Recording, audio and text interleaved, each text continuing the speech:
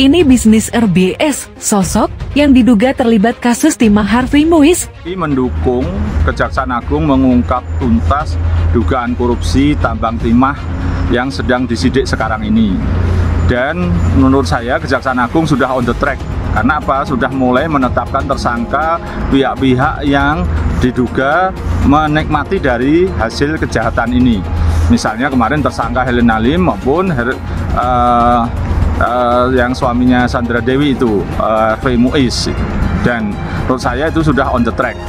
Dan saya mengharapkan kasus ini nanti juga diterapkan atau dijerat dengan pasal pencucian uang. Dan inisialnya itu adalah RBS. Dan sudah saya serahkan kepada Kejaksaan Agung. Dan kami memeriksa, memanggil dan memeriksa saudara RBS sebagai saksi.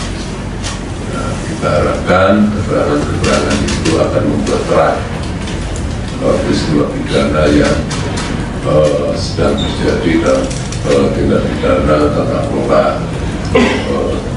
timah di wilayah itu timah.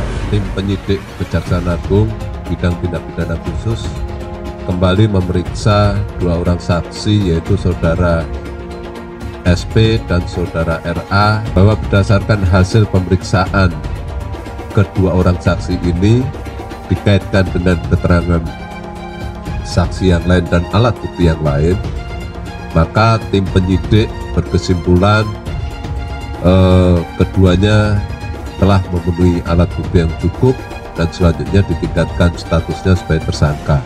Jakarta, CNBC Indonesia skandal korupsi tata niaga timah di PT Timah Tibeka TNS sempat disinggung DPR Dewan Perwakilan Rakyat Komisi 6. Mereka menyebut satu sosok yang disebut sebagai mafia besar. Usut demi usut, ternyata ada satu sosok mafia besar yang menjadi aktor utama di baliknya, yaitu pria bernama Robert Bono Susatya RBS. Lantas, siapakah RBS sosok yang dituduh menjadi mafia besar ini? Seperti diketahui, kasus tata niaga timah diduga merugikan negara hingga 271 triliun rupiah ini dan melibatkan suami dari artis terkenal Sandra Dewi, Harvey Muiz, tengah mengguncang Indonesia. Dari informasi yang dihimpun, Robert memiliki latar belakang karir yang beragam. Ia pernah menjabat sebagai komisaris utama di PT Citra Marga Nusa Vala Persada Tbk CMNP, sebuah perusahaan operator jalan tol.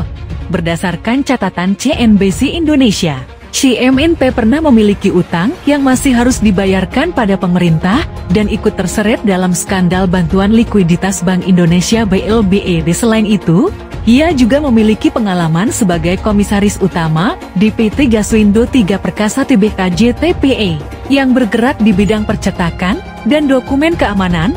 Perusahaan ini pernah mengamankan proyek pencetakan BPKB, STNK, dan ISIM di Korlantas Polri.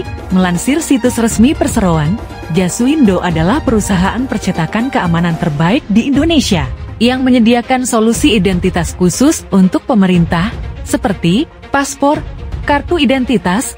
Tidak hanya itu, Gaswindo juga memiliki produk unggulan, yaitu kartu pembayaran, label pengaman, hologram, kemasan pengaman, dan pengaman digital. Pada tahun 2008, Robert menjabat sebagai Presiden Direktur di PT Pratama Agro Sawit yang beroperasi di Kabupaten Batanghari, Jambi. Namun, namanya juga pernah tersangkut dalam beberapa kasus yang melibatkan petinggi Polri. Salah satunya adalah terkait dengan peristiwa penggunaan jet pribadi bersama anak buah mantan Karopaminal Propam Polri Brigjen Hendra Kurniawan pada tahun 2023 lalu.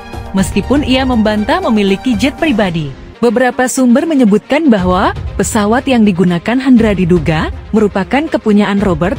Meskipun demikian, Robert membantah tudingan yang mengaitkannya dengan penyediaan jet pribadi untuk Hendra. Ia juga menegaskan bahwa tidak benar jika dirinya memiliki jet pribadi. Namun, ia mengakui bahwa ia mengenal Hendra sejak beberapa tahun lalu, meskipun hubungan mereka telah jarang berinteraksi dalam beberapa tahun terakhir. Selain itu, nama Robert juga pernah disebut dalam dokumen hasil pemeriksaan Barreskrim Polri pada tahun 2010 terkait transaksi yang mencurigakan di rekening Komjen Budi Gunawan. Namun, Robert hanya disebut sebagai penjamin kredit untuk putra budi, Muhammad Herfiano Widyatama.